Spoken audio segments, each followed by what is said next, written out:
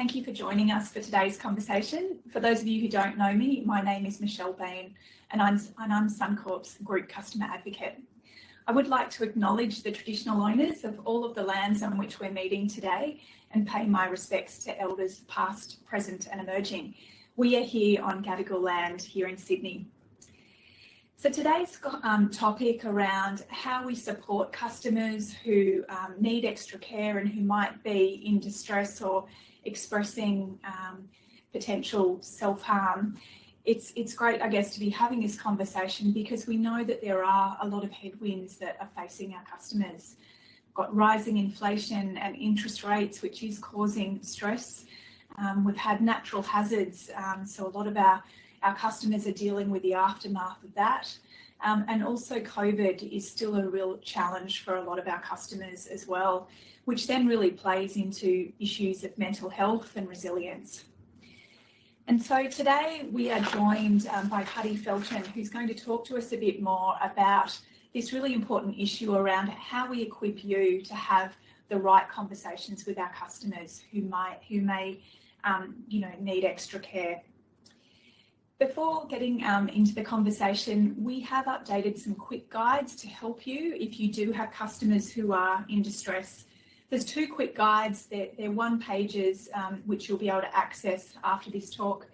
And they're really there to help you know what to do or what the steps are if you have a customer who is expressing distress, and also customers who may be expressing that they're wanting to self-harm.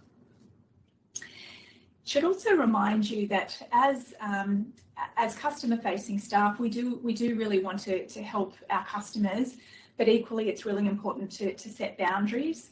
And I think today's conversation is really going to be great to explore what is your role in supporting our customers and when do we ensure that we've got the right level of support to be able to hand our customers over to those people. And I think on that note, it's really important to remember that boundary because there is such a thing as vicarious trauma, and we just want to make sure that you are set up for success and to know, I guess, what your role is in supporting these customers. I would again like to just reiterate the availability of the Employee Assistance Program, and we also have a new app where you can access a lot of those resources should you need them. We have also got a mental health extra care guide and accidental counsellor or otherwise known as vicarious trauma training offerings available, and you can get more information about them on the Customer Advocate SharePoint site. So on that note, as I mentioned before, I'm really thrilled to have Cutty join us today. It's great that she can come along and talk to us on this really important topic. Just a bit of background on Cutty. Cutty is the founder of Accidental Counsellor, and by profession, I know that you're a solicitor and you've practiced for approximately 10 years, but I think you've also had a real passion for helping people in the community. And so in 2013, you joined Lifeline initially as a volunteer, and since that time have headed up corporate and community training for Lifeline. So amazing experience coming out of that. As I mentioned before, Cutty has developed the amazing accidental counsellor training, and it's something that we have been, a lot of our people have been on and have attended to rave reviews. She also trains many of the people in our vulnerability hubs and provides that guidance on how to reduce vicarious trauma that I was talking about before. So welcome, Cutty. Thank you. So I'd like to start, for many of our people, I guess one of the questions that may be top of mind is, how do we go about identifying customers who might be in distress? They may not necessarily tell us they're in distress, but what are some of the red flags that we should look out for? Well, it's really interesting, Michelle, because we work within the recognise, respond, refer model, and usually it's actually really easy to recognise when a customer is vulnerable, when they're distressed, when they're in a heightened state of emotion. And we usually recognise it because of the behaviours or the emotions that they're expressing. So some customers might be really angry, really frustrated, and, will yell or scream or, speak very quickly, not let you into the conversation. Other people might be passive aggressive with you, which is quite a manipulative behavior and really difficult to know how to deal with. But then you have people who are perhaps in such a state of overwhelm that they're finding it almost impossible to express at all what's going on. So these are some of the key indicators, but what we really need to be aware of these days is that, through this pandemic, what has really happened across our community is that there are so many people who never ever in their lives before at any point felt in any way vulnerable. And now that's exactly how they're feeling. So there's this real underlying sense of anxiety and fear which exacerbates the other emotions that they might be experiencing. Hands down, the key indicator of distress or vulnerability that I find people find the most difficult to know what to do with is when the client is crying. That's a difficult situation. We don't know, am I supposed to comfort? Should I try and hurry them along? Do I wait for them to cry, to finish crying? And that can be confronting for us. But I suppose something that we need to recognize as well is clients where it feels as if they just can't make a decision. Now, I'm not talking about huge life-changing decisions. I'm talking about ordinary decisions they would usually make just, quite easily, seem to be a step too far.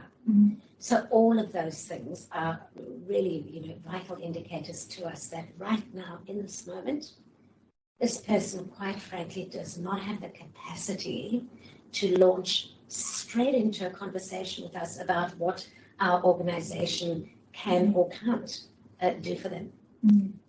Before they can have that conversation, we have to find a way to essentially provide some relief from those intense emotions. In other words, allow that person to gain their own context, their own perspective, de-escalate, so that we can really constructively move forward with them. So I think as I'm hearing that, just the importance of deep listening to really understand. Absolutely. It's not a tick box, is it? It's actually, because it can be a multitude of different things that are actually demonstrating or indicating, I should say, whether or not somebody needs additional support. So if as part of that listening piece, whether it's crying or whether it's, as you said, a lot of other emotions that might be coming through, if we think, if people on the call are thinking that somebody does need extra help, what would you suggest that they should do next along that listening? So, as I say, it's all about an approach that says we need to meet the customer where they're at emotionally in those first moments. And we really need to understand as well that in terms of the insurance code of practice, the banking code of practice, we do have an obligation to that customer to respond in a way that's sensitive, that's compassionate, that provides extra care. Now, extra care actually has two different components to it. The one side of extra care is what I'll call process-driven. Those things that you, in terms of your process, can provide, can assist with in terms of extra care. But there's a human element as well to that. So it's all about learning how to respond in a way that is ethical, that's appropriate, that is absolutely empathic, but that is within very strictly confined boundaries. So you mentioned the first boundary earlier, which says that we're not the counselor, the therapist, we're also not the long-term emotional support to the client. And it's very, very important to learn where that boundary lies. That's not only for the safety of the client, but that's for your safety too. The second boundary, though, we need to be aware of is the boundary to the conversations we have. At what point does this conversation go from being genuinely helpful and supportive to totally inadvertently, and really only because you mean well, actually resulting in additional harm? And the type of harm that can result is that the customer can end up re-traumatizing themselves during the conversation, and that is often when vicarious trauma or compassion fatigue also starts impacting you. So really knowing that boundary, keeping to it is important. Of course, the third boundary is our policy, process, and procedure that we must stick to for safety reasons, but also to prevent unintended consequences. and this might be a difficult one to answer because it probably depends on each call and the context, but are there any things to know where that boundary is that you were just talking about there of, you know, when you're listening, you're being empathetic, you are understanding the context, but at what point to then know, okay, now's the time to refer, or as opposed to continuing the conversation, potentially straying into being the accidental counsellor that we're trying to avoid. Yeah. Well, essentially, the analogy that I use for our role, the boundary of our role, says that we are the person doing the CPR. Mm. We're not the paramedic. Mm. We're also not the heart surgeon. Let's say if I have a heart attack. And that's an incredibly important boundary, because very often, only motivated by goodwill, we stray from CPR into paramedic without realizing that what we're then doing, again, totally inadvertently, is we're then making ourselves essentially the barrier between that client and the help that they actually need. So that's very important. But then conversationally, you know, people who are in distress, they tend to very often either tell you their story and kind of get stuck right there. It's difficult to move them forward from their story. Or they will, you know, talk about that story sort of in circles. Or you might have a client that you speak to on multiple different occasions. Every single time, they insist on telling that whole story from the beginning all over again. It sounds quite traumatizing. It's totally traumatizing. That's exactly right. Yeah. So they continuously re-traumatizing themselves, and they're actually harming you. So it's learning how to, again, really empathically contain that part of the conversation in such a way that they don't feel as if you're trying to dismiss them or you don't care, nothing like that, but really for safety reasons. So the boundaries are actually really clear. Yeah, that's really helpful. And I think it's a good reminder of the fact that we do have referral services for people who either are expressing a risk of self-harm or who need extra support, and part of us determining whether or not somebody needs extra care and who is in distress is asking those questions, and a lot of that guidance is in the quick reference guide, because we do know some people may be in distress but have a really good support network around them, but others may actually need extra support, and we do have those referral services available. One other thing which is top of mind for me, Cutty, is the fact that often people who are experiencing vulnerability, that might come across in aggression, it may not, it could come across in lots of different forms, but I'm keen to just hear from you around, for people who are aggressive to our people who are trying to support them, what's the best way of responding in those instances, would you say?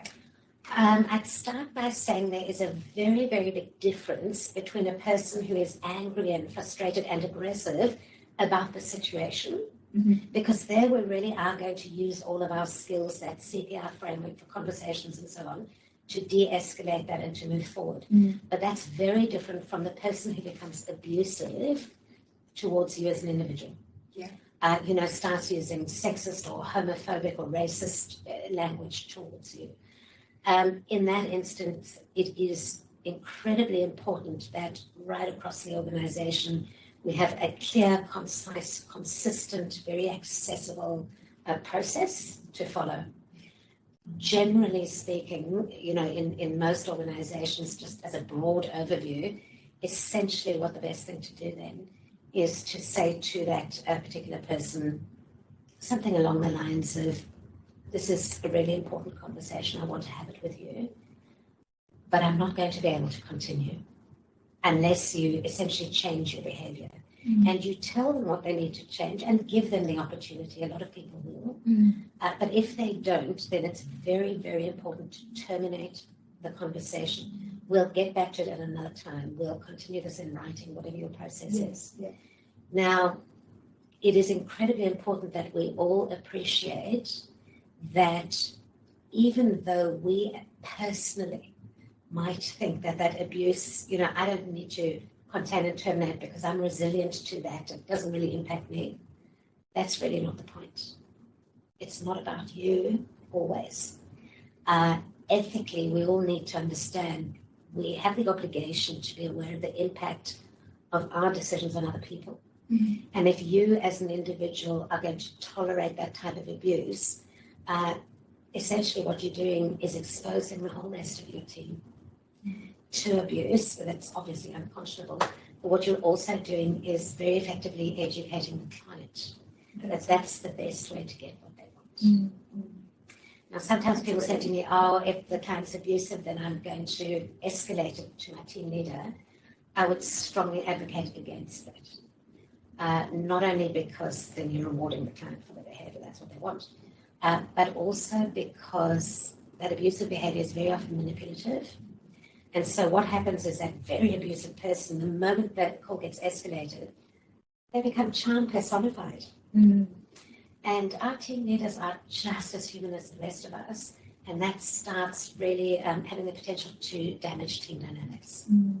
So there are lots of different, elements to that. Yeah. There's so much in there. I think that piece around creating the space and I think, being really clear around what is acceptable ways to have a respectful interaction is great. And certainly recently speaking with our group CEO, we were talking about the fact that, as customer-facing staff, you do not have to listen to abusive customers. And so that's some really good techniques there around how to diffuse it, to park a conversation until someone is ready to speak in a respectful way. Yeah. That's really powerful. Yeah.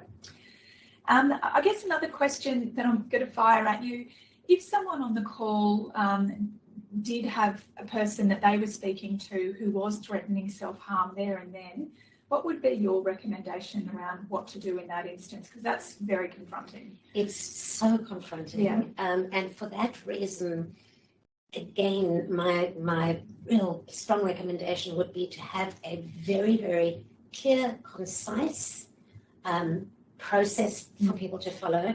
It needs to be consistently applied across the organisation, and it needs to be really accessible. Some of the best ones that I've worked on in different organisations have been where we've done two things. First of all, put the process as a drop-down on everybody's screen. Mm-hmm. And second of all, had a red piece of cardboard, really old school, with the process written on it. So when people are working together, you can hold the cardboard up. But, if you hear somebody threatening suicide, there is no way that you're going to automatically have instant recall of what I'm supposed to do. Mm-hmm. It's so confronting. Yeah. In terms of the actual process, very, very simple. We are not therapists, we're not counsellors, we're not expected to be any of that. Mm-hmm. And the safety of the client is paramount. So essentially, in broad terms, I would be saying to that customer, I've heard you talk about suicide. We, as an organisation, take our duty of care towards you incredibly seriously. Mm-hmm. So I am going to be organising for a wellbeing check or welfare check, whatever it is in your state. And then that gets organised unless the client immediately comes back and says, oh, no, hang on, I'm just venting. It's just a figure of speech. Obviously, I don't mean it. Then you can withdraw from that. Mm-hmm. And then you come back to the conversation. You say to the client, we'll come back to the conversation once we're assured of your safety. Yeah. And obviously, you do try and keep the client on the phone if you can. You can't always do that. But you initiate that process with the emergency services. Please don't ever feel as if you're wasting anybody's time. The decision as to whether or not to actually do that welfare check rests with the emergency services. We can only make a request. Mm-hmm. But the actual decision as to what rests with them, so you're never wasting time. But it's incredibly important that we understand that every single time we hear that threat, we follow that process, even if we are convinced that this customer is just venting or maybe trying to manipulate us, maybe trying to coerce us into giving us a particular outcome. Because here's the thing. If you decide on any particular call that, I don't believe this customer means this, and you don't follow that process, what happens? What happens if just on this call you are wrong? Mm. And unfortunately, I've had to go and work in one too many organisations where that's what's happened. The outcome has been catastrophic, literally. And that's not only for the client, that's for the whole organisation, the whole team, and the individual who's taken it. Yeah. So very important that we have strong process around that. And I think your reflection there around playing back what your action is going to be in terms of referral is great advice as well, because then the customer is clear around what you're doing with what they're saying to you as well. So yeah, lots to reflect on there. I want to add one more thing. A vital part of that process should be that once safety has been assured, or that conversation with the customer has ended, a mandatory self-care in terms of perhaps referral to EAP, something like that should be part of the process. This is not something that you just kind of shrug off and walk away from. It's confronting, it's difficult to deal with. I imagine at a minimum a debrief with a leader. If you've got a leader you can talk to, as you say, or EAP is always available. Yeah, that's great. It's been a great conversation. Before we finish up, just wondering if there's anything else you think our participants here today would help them as they navigate what can often be really uncomfortable conversations, and they may not actually come up that often, or for some on the call they'll come up quite a bit. Any kind of key takeaways? There's been a lot, which has been great. Anything that you think we've missed? I think that we not only have our obligation, but we really want to provide that extra care to our customers. But we very much need to appreciate that whilst we're doing that, there are risks to us as well. And so self-care is obviously vitally important, but I am going to say that simply practicing some kind of self-care at the end of the day, at the end of the week, when you happen to have time, is actually not going to be enough to sustain you if you are regularly having these really difficult conversations with people. So in addition to that, learning, understanding those boundaries and applying them, learning in the corporate context what empathy actually means, which is very different to how most people understand it, and then learning how to self-debrief. All of those things can go a long way towards helping you to protect yourself, but please don't ever forget that you are human. You are going to be impacted. You are going to be touched. You are going to be horrified at times. So very important, as I say, to remember that when you are feeling that impact, a self-debrief is a really powerful tool, but it's not the end of the road. There is EAP. I want to be very careful around the word debrief, because unfortunately, very often people misunderstand what that means. And so they think, I've had this confronting conversation, and so I'm going to debrief by going to a team leader or a colleague, and I'm going to tell them that story that has really impacted me, without realizing that in the retelling of the story, am I in fact re-traumatizing myself, plus attaching some of that trauma to my team leader or colleague as well. So an effective debrief is a brilliant tool, as long as it's done with somebody who understands how to do that. And what that means is it's a reflective process. It's never ever about retelling the story. Okay. Yeah.